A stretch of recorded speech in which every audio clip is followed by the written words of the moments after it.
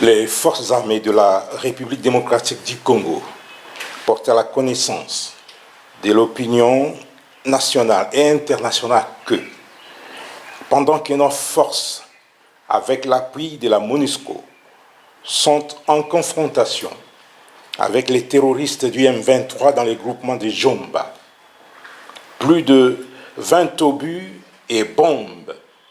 tirés de l'est vers l'ouest de l'axe routier Goma-Rutshuru ont explosé hier, mardi 24, et aujourd'hui, mercredi 25 mai 2022, sur le territoire congolais à Katale, non loin de la piste d'aviation de l'Institut congolais pour la conservation de la nature, ICCN, à Rumangabo et les environs. Comme si cela ne suffisait pas, la position des forces armées de la République démocratique du Congo de Ruhunda, située dans le versant ouest de la montagne de Karisimbi à Kibumba, à 20 km à l'est de la ville de Goma, a été attaquée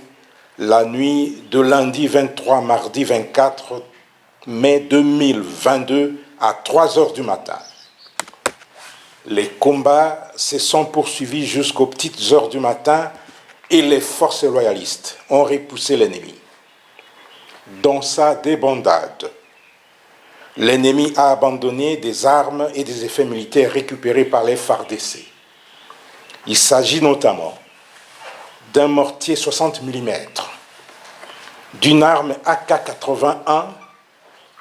de 8 roquettes anti-tank, d'une chaîne de munitions de l'arme PKM,